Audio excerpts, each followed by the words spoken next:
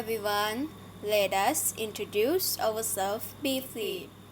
My name is กฤษณาขันลือ My name is ชาลินีเพชรไทย My name is พงศธรศรีมาศ My name is สุธิพงษ์พุ่มพวง My name is ภวนันท์สุมพุ่ม Can you call me ลิวปัง Today, we are going to talk about the impacts of education issue on the future career path.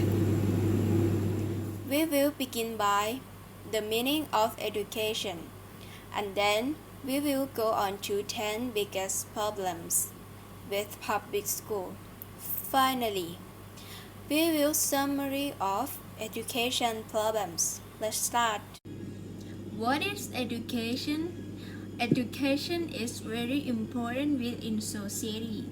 It's the basic for the prolongation of culture, for the instruction of individuals, for the evolution of society, and for other purposes.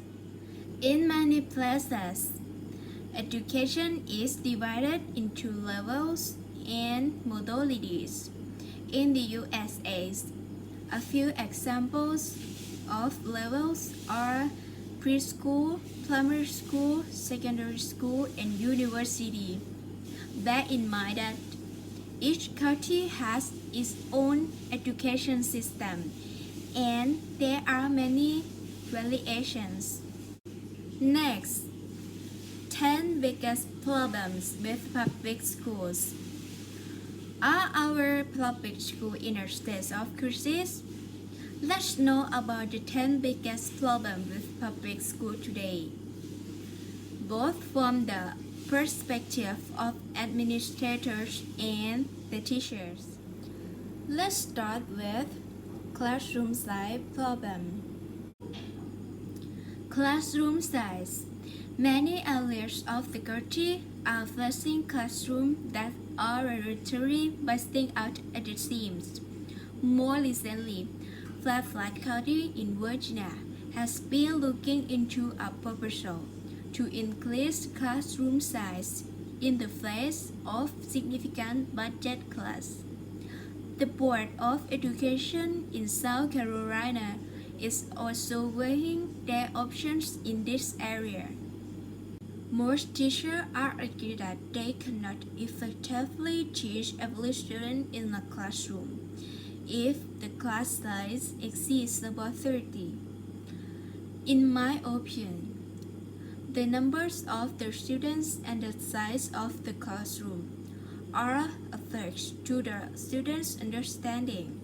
Therefore, both public and private organizations should solve these problems so that all students can receive the best knowledge and benefits. Poverty. Technology reported last fall that 22% of the students in the U.S. live at or below poverty level. American Graduate defines poverty as a family of four with an annual income level of $23,050 or lower. American Graduate also cites a report from the Southern Education Foundation, which shows in 17 states across the U.S. Low-income students now comprise the majority of public school students in those states. Some estimates put poverty levels for public school students at 25% in the not-so-distant future. Students living at or below poverty level tend to have the highest death rates. Studies show that students who do not get enough food or sleep are less likely to perform at their full academic potential. Schools know these tools firsthand, and despite efforts to provide students with basic essentials, teachers, administrators, and lawmakers know this is simply not enough to go around. That's all I have to say about classroom size and poverty. Let's move on to the subject of family factors. Family factors. Family factors also play a role in a teacher's ability to teach students. Principals and a teacher agree that what is going on at home will impact a student's propensity to learn. Divorce, single parents, poverty, and many other issues are all challenges a student brings to school every day. Parents are often not willing to partner with the school to provide for the children. While some teachers try to work with the children in less than ideal family environments, they can only do so much. Especially, parents are often not willing to partner with the school to provide for the children. Technology. Students are more technological advanced than many teachers today. Putting instruction at the design disadvantage in the classroom.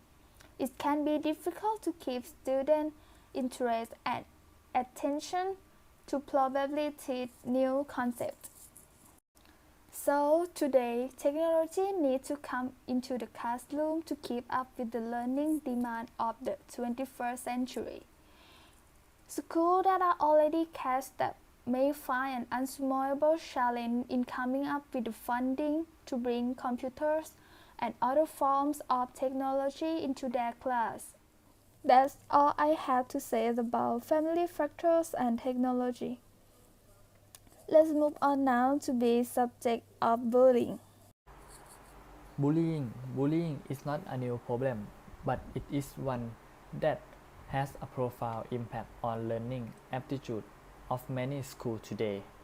Technology has given bullies even more avenues to torment their victims through social networking, texting, and other virtual interactions. Cyberbullying has become a major issue for schools, as evidenced by the numbers of suicides that can be directly traced to bullying events. The fact that laws are still fuzzy regarding cyberbullying adds to the challenge, since parents, teachers, and administrators are unsure how to regularly handle such issues. Student attitudes and behaviors. Many public school teachers also cite student attitudes, such as apathy and disrespect for teachers, as a major problem facing schools today. A poll from the National Center Education Statistics cites that problems like apathy, tardiness, disrespect, and absenteeism pose significant challenges for teachers. These issues were seen more frequently at the secondary school level rather than the primary grades.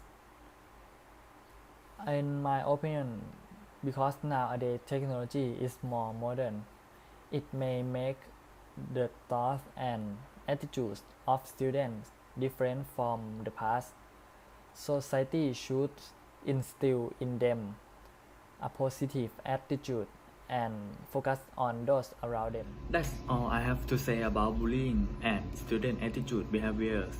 Let's move on now to the subject of parents' involvement and no child left behind. Child left behind. Many student parents and teachers see on No Child Left Behind as a deterrent to the public education development today. Although the current Obama administration is working to reform NCLB policies to be focused, and education on both national and state level continues to be on the testing process. Student test scores are now being used by a number of states as the way to evaluate teacher performance, putting even more pressure on faculty in school to teach to the test. NEA today, Coach Kansas special educator Shelley Hampton as saying testing. What is the point of testing? Do we use the data to eliminate those who do not remain show up? No, many teachers believe they can afford to teach to the annual standards. Tests and activities like recess and lunch have been cut way down to make more time for academics in light of the new testing procedures. And women. Often teachers find there is no happy medium when it comes to parental involvement. According to the Kid Health Guide, some parents won't be seen from the entrance school year no matter what each of its two might arrive. Others never seem to go away, hovering over the child and teacher and interfering with education process. There are ways parents can become involved and support their child's education at the same time. But teachers won't always get that level from the parents. That's all I want to say about No Child Left Behind and parents and women. Next move to the new subject is student health and funding.